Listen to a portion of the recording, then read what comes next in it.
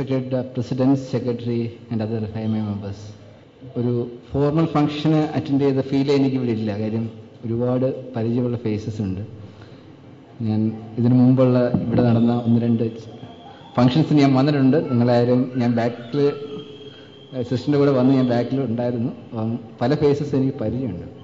മാത്രമല്ല ഡോക്ടർ സമീറ എൻ്റെ ഫാദറിൻ്റെ ഏറ്റവും അടുത്ത സുഹൃത്തിൻ്റെ മകളാണ്. അങ്ങനെ ഫാമിലി അറ്റാച്ച്മെൻ്റ് ഉണ്ട്.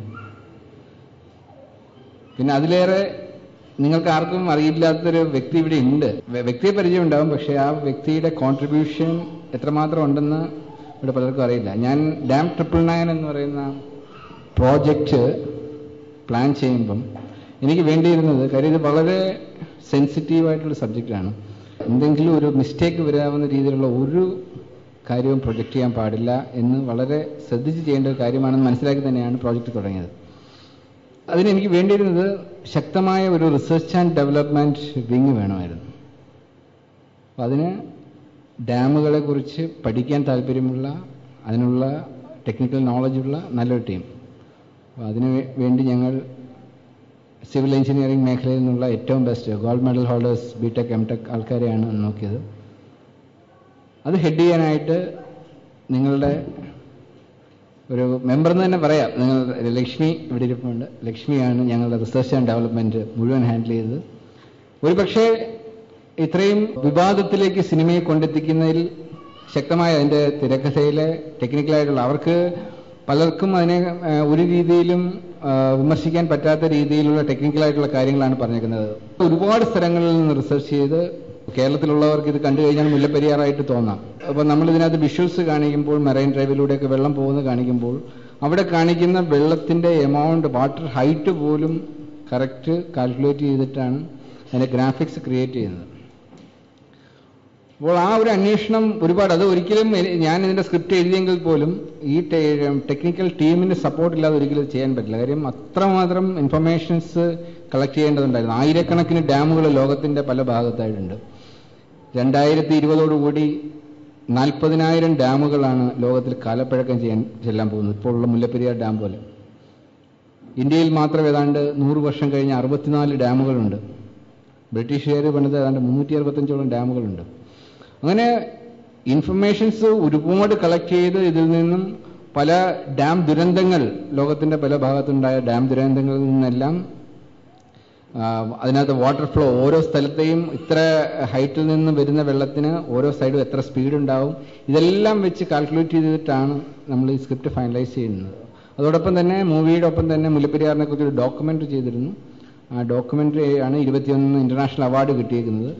ഒരു പക്ഷേ ആ അവാർഡ് കിട്ടുവാൻ വേണ്ടിയും ഈ റിസർച്ച് ആൻഡ് ഡെവലപ്മെൻറ്റ് വിങ് ഇത്ര ശക്തമായിട്ട് എന്നോടൊപ്പം നിന്നതുകൊണ്ടാണ് സാധിച്ചത്. കാര്യം അത്രമാത്രം പെർഫെക്റ്റ് ഇൻഫർമേഷൻസാണ് അതിലൂടെ നമുക്ക് കൊടുക്കാൻ സാധിച്ചത്.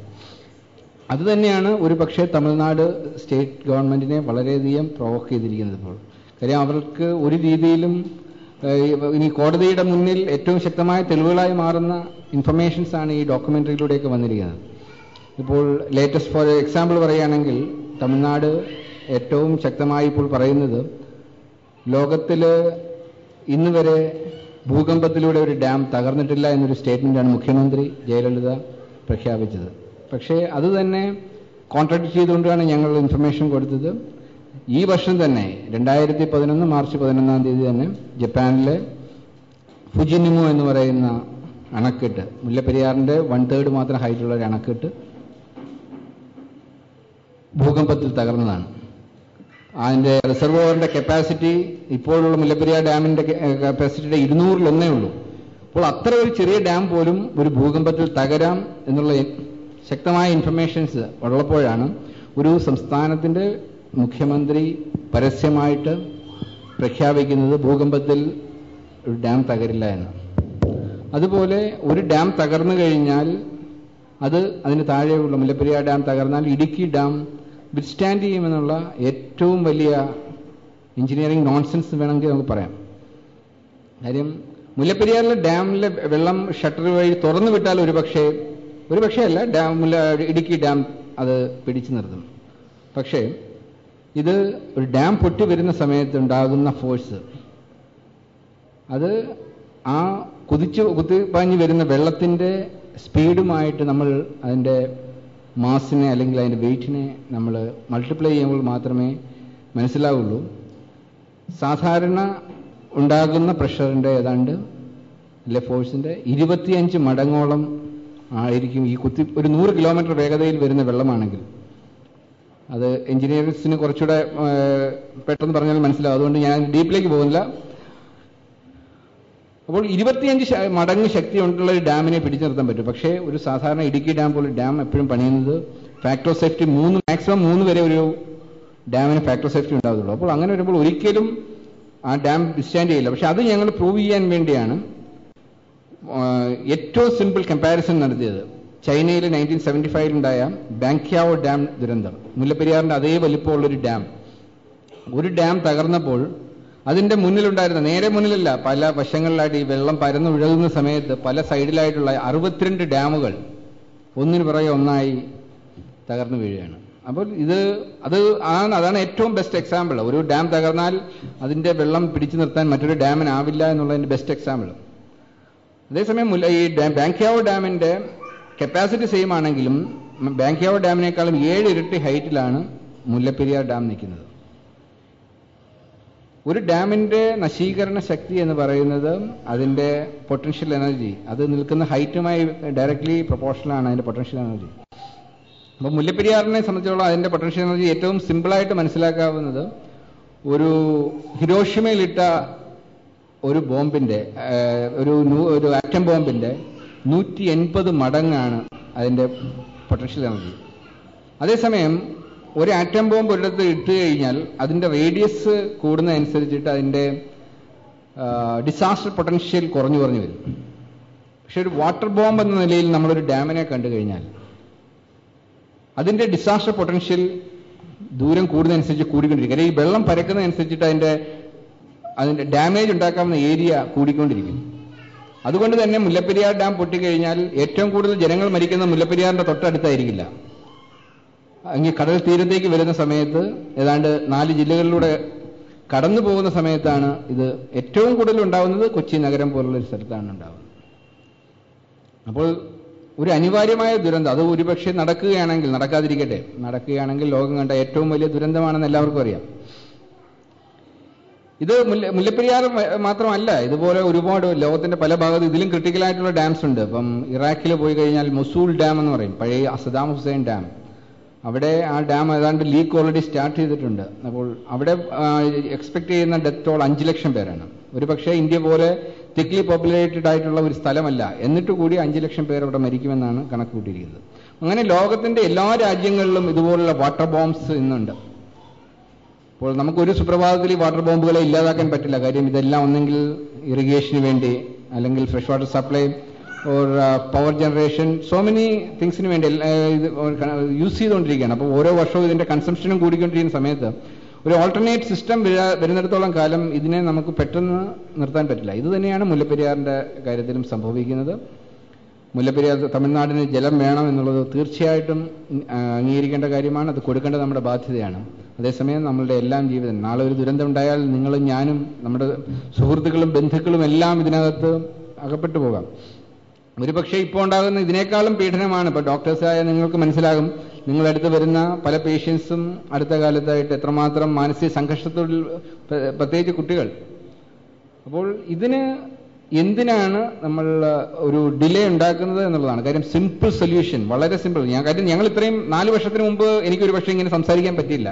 നിങ്ങളെപ്പോലൊക്കെ ജനറൽ നോളജിന് അപ്പുറത്തേക്ക് ഒന്നും അറിയില്ലായിരുന്നു. പക്ഷേ ഈ 4 വർഷത്തിനിടയിൽ especially I thank to Lakshmi. കാര്യം എനിക്ക് ഇൻഫർമേഷൻസ് കിട്ടിയേക്കുന്നതിൽ ഏറ്റവും കൂടുതൽ പ്രൊവൈഡ് ചെയ്തിരിക്കുന്ന ലക്ഷ്മിയാണ്. ഞങ്ങൾ അത്രയും ഡീപ്പായിട്ട് ഇത് പഠിച്ചിട്ട്, ഒരുപക്ഷെ കേരളത്തിലെ റിസർച്ച് സെന്റേഴ്സ് ചെയ്യുന്നതിനേക്കാളും കൂടുതൽ വർക്ക് ഞങ്ങൾ ചെയ്തിട്ടുണ്ട് ഇക്കാര്യത്തിൽ. അതുകൊണ്ട് ഞങ്ങൾക്ക് ഞങ്ങൾ തന്നെ ഇതിന്റെ സൊല്യൂഷനും പറഞ്ഞിട്ടുണ്ട്. ആ സൊല്യൂഷൻ ഇതിന്റെ സിനിമയുടെ ഒരു ക്ലൈമാക്സിൽ ഞങ്ങൾ ഇൻഡയറക്റ്റ് ആയിട്ട് കാണിക്കാൻ ശ്രമിച്ചിട്ടുണ്ട്. കാര്യം ഇവിടെ മാത്രമല്ല, ഏത് ഡാം എക്സിസ്റ്റിംഗ് ഡാമിനെ റീപ്ലേസ് ചെയ്യാൻ വേണ്ടിയുള്ളൊരു സൊല്യൂഷനായിട്ടാണ്. നമ്മൾക്ക് വേണ്ടത് പഴയ ഡാമിന്റെ മുന്നിൽ ഒരു പുതിയ ഡാം, അത് പഴയതിനേക്കാളും ഹൈറ്റിൽ വന്നു കഴിഞ്ഞ് വെള്ളം നിറയ്ക്കുന്ന ഒരു സമയത്ത് ഹൈഡ്രോസ്റ്റാറ്റിക് ബാലൻസിംഗ് എന്ന് പറയും. ഈ ഒരു ഡാമിന്റെ 2 സൈഡിലും വെള്ളം ഒരുപോലെ വന്നു കഴിഞ്ഞാൽ ഈ പഴയ ഡാം പിന്നീട് ഒരു ഭീഷണിയാവില്ല, ഒരു ഭൂമി കുലുക്കത്തിലും തകരാത്ത ഒരു അവസ്ഥയാവും. അപ്പോൾ നമുക്ക് വേണ്ടത് മുല്ലപ്പെരിയാറിന് മുന്നിൽ ഇതിലും വലിയൊരു ഡാം പണിതിട്ട് അതിനെ കൂടുതൽ വെള്ളം അതിനകത്ത് നിറയ്ക്കുമ്പോൾ തമിഴ്നാടിന് ഇപ്പോൾ നമുക്ക് കൊടുക്കുന്നതിൻ്റെ ഒരുപക്ഷെ ഇരട്ടി ജലം നമുക്ക് കൊടുക്കാൻ സാധിക്കും. അതേസമയം അവരുടെ വൈകാരിക തലത്തിലുള്ള മുല്ലപ്പെരിയാർ ഡാം അവർക്ക് ഒരിക്കലും പൊളിക്കാൻ താല്പര്യമില്ലാത്തത് രണ്ട് കാരണങ്ങൾ കൊണ്ടാണ്. ഒന്ന്, അതിനകത്തെ കോൺട്രാക്ട് മാറ്റാൻ അവർക്ക് താല്പര്യമില്ല. രണ്ടാമത്തത്, പെനി കുക്ക് എന്ന് പറയുന്ന ഒരു വ്യക്തി, അവരെ സംബന്ധിച്ചിടത്തോളം ഒരു വെറും ബ്രിട്ടീഷ് എഞ്ചിനീയർ അല്ല, അവരാരാധിക്കുന്ന ഒരു കാര്യം 4 ജില്ലകളുടെ കുടിവെള്ളം വർഷങ്ങളായിട്ട് കൊടുക്കുന്ന ഇത് ഒരു വ്യക്തി, ഒരു ഈശ്വര തുല്യനായിട്ട് അവർ കാണുന്നതാണ്. ആ പെനി കുക്കിന്റെ ക്രിയേഷനെ അവർക്ക് തച്ചുടയ്ക്കാൻ താല്പര്യമില്ല. അപ്പോൾ അതിനുള്ള ഏറ്റവും ബെസ്റ്റ് ഇപ്പോഴുള്ള മുല്ലപ്പെരിയാർ ഡാം അവിടെ നിൽക്കട്ടെ. അത് ഒരുപക്ഷെ അണ്ടർ വാട്ടർ മോണുമെന്റ് ആയി മാറാം. ഇതിലും കൂടുതൽ വെള്ളം അതിൽ നിറയ്ക്കുമ്പോൾ അണ്ടർ വാട്ടർ മോണുമെന്റ് ആവാം. ആയില്ലെങ്കിലും ഇപ്പോൾ ഉള്ളതിനേക്കാളും മാക്സിമം കപ്പാസിറ്റിയിൽ നമുക്ക് അത് അറ്റ്ലീസ്റ്റ് നിറയ്ക്കാൻ പറ്റും. മറ്റൊരു സൊല്യൂഷൻ ഉള്ളത് നമുക്ക് ടണൽ, ഇപ്പോൾ എക്സിസ്റ്റിംഗ് ഹൈറ്റിൽ നിന്ന് ടണലിന്റെ ഡെപ്ത് കുറച്ചുകൂടെ താഴത്തേക്ക് കൊടുത്തു കഴിഞ്ഞാൽ ഇതിലും കൂടുതൽ വെള്ളം തമിഴ്നാട്ടിൽ നമുക്ക് പ്രൊവൈഡ് ചെയ്യാൻ സാധിക്കും. അങ്ങനെ ഒരുപാട് സൊല്യൂഷൻസ് ഉണ്ട്.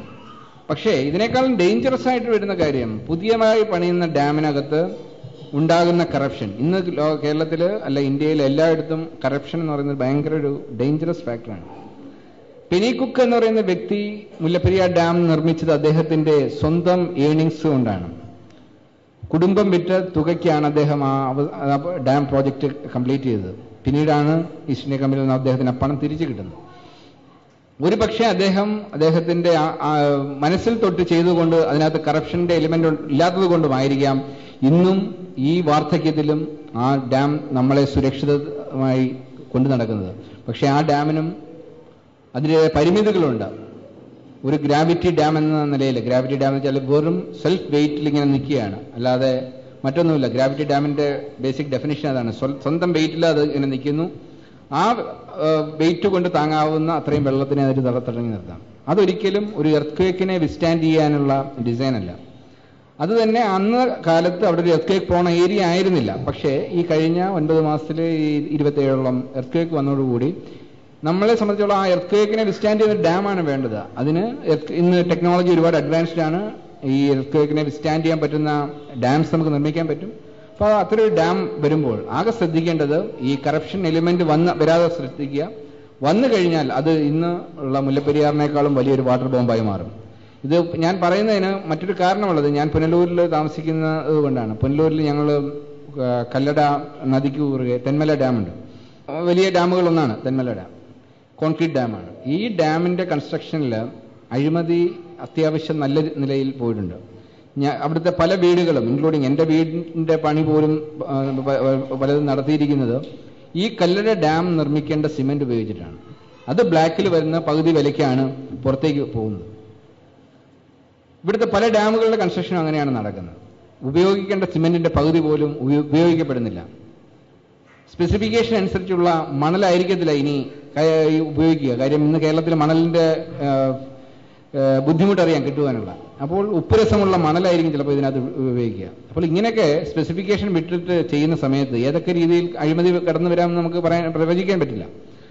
അങ്ങനെ ചെയ്തു കഴിഞ്ഞാൽ കോൺക്രീറ്റ് ഡാംസ് എന്ന് പറഞ്ഞു കഴിഞ്ഞാൽ വളരെ വളരെ വളരെ ഡേഞ്ചറസ് ആണ്. സുർക്കിയിൽ നിർമ്മിച്ചത് കൊണ്ടാവാം മുല്ലപ്പെരിയാർ ഇന്നും പിടിച്ചു നിൽക്കുന്നത്. പക്ഷേ കോൺക്രീറ്റിന് അങ്ങനെ ഒരു പൊട്ടൻഷ്യൽ ഇല്ല. അതിന്റെ ഇലാസ്റ്റിസിറ്റി നഷ്ടപ്പെടുന്ന സമയത്ത് അത് ഇതിനേക്കാളും വലിയൊരു വാട്ടർ ബോംബായി മാറും.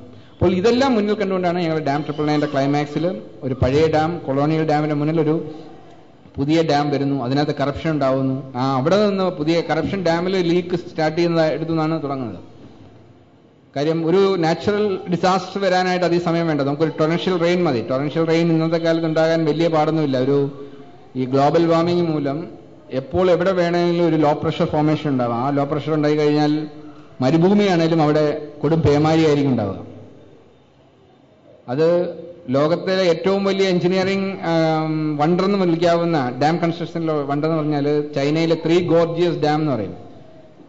ആ 3 ഗോർജിയസ് ഡാമിന്റെ റിസർവോയറിന്റെ കപ്പാസിറ്റി, അതിന്റെ ലെങ്ത് എന്ന് പറഞ്ഞാൽ കേരളത്തിന്റെ അത്രയുണ്ട്. 600 കിലോമീറ്റർ ലെങ്ത് ആണ്. ഈ റിസർവോയറിന്റെ ഉള്ളിൽ 3 വലിയ നഗരങ്ങളും 10 ചെറിയ നഗരങ്ങളും ഈ റിസർവോയറിന്റെ അടിയിലാണിപ്പം. അത്ര ഹ്യൂജ് ഡാമാണ്. ലോകത്തിലെ ഏറ്റവും വലിയ ഡാം. അതിന്റെ ടെക്നോളജി എന്നൊക്കെ പറഞ്ഞാൽ താഴെ നിന്ന് കപ്പല് ഷിപ്പ് ലിഫ്റ്റ് വഴി ഇതിന്റെ റിസർവോയറിലേക്ക് വരാൻ വരെയുള്ള ഫെസിലിറ്റി ഉണ്ട്. അപ്പോൾ അന്ന് ഇത് 2 വർഷത്തിന് മുമ്പാണ് ഇത് കമ്മീഷൻ ചെയ്യുന്നത്. അന്ന് ചൈനീസ് ഗവൺമെന്റ് പറഞ്ഞത് 1000 വർഷത്തിലെ ഏറ്റവും വലിയ റെയിൻ വന്നാൽ പോലും ഒരു പ്രശ്നവുമില്ല ഈ ഡാം തടഞ്ഞു നിർത്തുന്ന. ഇത് കമ്മീഷൻ ചെയ്ത് കഴിഞ്ഞ വർഷം ഞങ്ങളിതിന്റെ ഈ ഡാം ട്രിപ്പിൾ നയൻ്റെ ഷൂട്ടിന്റെ ക്ലൈമാക്സ് എടുത്തുകൊണ്ടിരിക്കുന്ന രാമോജി ഫിലിം സിറ്റിയിൽ ഞങ്ങളിതിന്റെ ക്ലൈമാക്സ് എടുത്തുകൊണ്ടിരിക്കുന്ന സമയത്ത് ടിവിയിൽ ഫ്ലാഷ് ന്യൂസ് വരികയാണ്, 3 ഗോർജസ് ഡാം തകരാൻ പോകുന്നു. 1000 വർഷമല്ല, 2000 വർഷത്തിലെ ഏറ്റവും വലിയ മഴ അവിടെ പെയ്യുകയാണ്.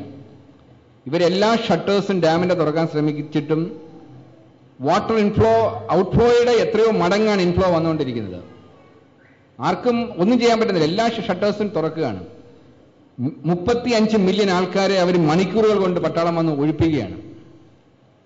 ഏതോ ഭാഗ്യത്തിന് തകർന്നു എന്ന് വിചാരിക്കുന്ന ഒരു നിമിഷത്തിൽ മഴ നിൽക്കുകയാണ്. അതായത് 2 വർഷം പെയ്യേണ്ട മഴ ഒറ്റ ദിവസത്തിനുള്ളിൽ പെയ്യുകയാണ്. അപ്പോൾ അത് ഇതുപോലുള്ള ഒരു അവസ്ഥ, അന്ന് ഏതോ ഭാഗ്യത്തിന് ആ മഴ നിന്നതുകൊണ്ട് മരണം ആയിരങ്ങളിൽ ഒതുങ്ങി. നാളെ നമ്മളുടെ ഇവിടെയും നമ്മുടെ ഈ മലമ്പ്രദേശങ്ങളിൽ അങ്ങനെ ഒരു മഴ വന്നു കഴിഞ്ഞാൽ മുല്ലപ്പെരിയാർ മാത്രമല്ല പല ഡാമുകളും വാട്ടർ ബോംബുകളായി മാറാം. അതുകൊണ്ട് തന്നെ ഭാവിയിൽ പുതിയ പുതിയ വാട്ടർ ബോംബുകൾ നിർമ്മിക്കാതിരിക്കട്ടെ. അതിന് ഈ ഞങ്ങളുടെ ഡാം 999 അല്ലെങ്കിൽ അതിനോടൊപ്പം ഞങ്ങൾ ചെയ്ത ഡാംസ് ലിത്തൽ വാട്ടർ ബോംബ്സ് എന്ന് പറയുന്ന ഡോക്യുമെന്ററിയോ എന്തെങ്കിലും കോൺട്രിബ്യൂട്ട് ചെയ്യാൻ സാധിച്ചിട്ടുണ്ടെങ്കിൽ, ഒരു ഐ ഓപ്പണർ ആവാൻ സാധിച്ചിട്ടുണ്ടെങ്കിൽ അതൊരു വലിയ കാര്യം തന്നെയെന്ന് ഞങ്ങൾ പ്രതീക്ഷിക്കുന്നു. ഞങ്ങൾ ഈ ഒരു ചിത്രത്തിലൂടെ, ഇതൊരു എന്റർടൈൻമെന്റ് മൂവിയേ അല്ല, ഇതൊരു ആർട്ട് മൂവിയും അല്ല, ഇതൊരു ഇൻഫോർടൈൻമെന്റ് എന്ന് പറയും, ഇൻഫോർമേറ്റീവ് ആയിട്ടുള്ള ഒരു എന്റർടൈൻമെന്റ് മൂവി. വളരെ സീരിയസ് ആയിട്ടുള്ള ചെയ്ത ഒരു മൂവി കൊണ്ടായിരിക്കാം ഒരുപക്ഷെ അത് നമ്മൾ ഇവിടുത്തെ കൺവെൻഷണൽ വേ ഓഫ് ഫിലിം മേക്കിംഗിൽ നിന്ന് വളരെ വ്യത്യസ്തമായിട്ട് ഒരു ഇന്റർനാഷണൽ ഡിഷാണ്. ഏത് രാജ്യത്തിലുള്ളവർക്ക് കണ്ടു കഴിഞ്ഞാലും ഏകദേശം ഒരുപോലെ ഫീൽ ചെയ്യുന്ന രീതിയിൽ നിർമ്മിച്ചുകൊണ്ടാവാം. ഓസ്കാറിലേക്ക് ഇപ്പോൾ 5 നോമിനേഷൻസ് ഇപ്പോൾ വന്നിട്ടുണ്ട്. കൂടുതൽ ഞങ്ങൾ പ്രതീക്ഷിക്കുന്നുണ്ട്. അപ്പോൾ ഈ ചിത്രത്തിന്റെ അടുത്ത 24-ാം തീയതി അറിയാം കൂടുതൽ നോമിനേഷൻസ് വരുമെന്ന കാര്യം. 6000-ഓളം ജഡ്ജസാണ് ഇതിന്റെ വോട്ടിങ്ങിന് നടത്തുന്നത്. അപ്പോൾ നിങ്ങളെ കൊണ്ട് കഴിയുന്ന രീതിയിൽ, കാര്യം ഇന്നിപ്പോൾ ഇത് ഞങ്ങളുടെ മാത്രം പ്രോഡക്റ്റ് അല്ല, ഇന്ത്യയിൽ നിന്ന് പോകുന്ന ആദ്യത്തെ ഡയറക്റ്റ് ഓസ്കാർ എൻട്രിക്ക് ശ്രമിച്ച് എൻട്രി ചെയ്തേക്കുന്ന ആദ്യത്തെ പ്രോജക്റ്റാണ്. ഇതിനു മുമ്പ് ഇന്ത്യയിൽ ഓസ്കാർ കിട്ടിയിട്ടുണ്ടെങ്കിൽ അതെല്ലാം സായിപ്പ് ചെയ്ത ഒരു പ്രോജക്റ്റിന്റെ തണലിൽ നിന്ന് വാങ്ങിയതേ ഉള്ളൂ. ഇന്ത്യയിൽ നിന്ന് ആദ്യമായിട്ടാണ് ഒരു പ്രോജക്റ്റ്. ഇത്രയും ലോകത്തിലെ ഏറ്റവും വലിയ ഫിലിം മേക്കിംഗ് കൺട്രിയാണ്. ഏറ്റവും കൂടുതൽ സിനിമ കാണാൻ പോകുന്ന ഫിലിം ഗോവേഴ്സ് ഇന്ത്യയിലാണ്. അമേരിക്കയിലും കാനഡയിലും ഒക്കെ ഉള്ള എല്ലാ ഫിലിം ഗോവേഴ്സിനെ കൂടെ കൂട്ടിക്കഴിഞ്ഞാലും ഇന്ത്യയിലെ സിനിമയെ കാണാൻ പോകുന്നവരുടെ പകുതി പോലും ഇല്ല. 3 ബില്യൺ ഫിലിം ഗോവേഴ്സ് ആണ് ഇന്ത്യയിലുള്ളതെന്നാണ് കണക്ക്. അപ്പോൾ അതുപോലെ രാജ്യത്തു നിന്നും ആദ്യമായിട്ട് ഇത്തരം ഒരു ചിത്രം കൊണ്ടുപോകാൻ ഞങ്ങളെ കൊണ്ട് ചെയ്യാവുന്ന ജോലി കഴിഞ്ഞു. ഇനി ഇത് ഭാഗ്യവും അതോടൊപ്പം നിങ്ങളൊക്കെ ഇന്റർനെറ്റിലൂടെയും ഒക്കെ ഫേസ്ബുക്കിലൊക്കെ ഇതിനൊരു നല്ല പോസിറ്റീവായിട്ടുള്ള കമന്റ്സ് ഒക്കെ കൊടുത്ത് ഇതൊരു നാഷണൽ സ്പിരിറ്റിൽ ഇതിലെന്ത് നേട്ടം ഇനി ഉണ്ടായാലും അത് ഇന്ത്യയുടെ നേട്ടമായിട്ട് കണക്കാക്കുക. അതിന് ഞങ്ങൾക്ക് വേണ്ട പ്രാർത്ഥനയും ഏതൊക്കെ രീതിയിൽ നിങ്ങൾക്ക് സപ്പോർട്ട് ചെയ്യാൻ പറ്റുമോ അതൊക്കെ ചെയ്യുക. കാര്യം നിങ്ങൾ എഴുതുന്ന കമന്റ്സ്, നല്ലൊരു കമന്റ്സ് എന്തെങ്കിലും വായിച്ചിട്ടാവാം ഇതിനകത്ത് ചെയ്യുന്ന 6000 വോട്ടേഴ്സിൽ ആരെങ്കിലുമൊക്കെ ഒരു വോട്ട് ചെയ്യുകയാണെങ്കിൽ തീർച്ചയായിട്ടും അത് ഞങ്ങളുടെ ഈ ഒരു പ്രയത്നത്തിന് തീർച്ചയായിട്ടും നല്ല ഒരു ഇതിൽ എത്തിച്ചേരാൻ സാധിക്കും. അത് പ്രതീക്ഷിക്കുന്നു. അതോടൊപ്പം തന്നെ നിങ്ങളുടെ ഈ അച്ചീവ്മെന്റിൽ ഈ ഏറ്റവും ബെസ്റ്റ് ചാപ്റ്റർ ആവാൻ സാധിച്ചതിലുള്ള അഭിനന്ദനങ്ങൾ അറിയിക്കുന്നു. ഈ വേദിയിൽ ഇങ്ങനെ വരുവാനും ഇതുപോലൊരു എന്നെ ആദരിക്കുവാനും കാണിച്ച നല്ല മനസ്സിന് ഒരിക്കൽ കൂടി നന്ദി പറഞ്ഞുകൊണ്ട് വാക്കുകൾ നിർത്തുന്നു. നന്ദി, നമസ്കാരം.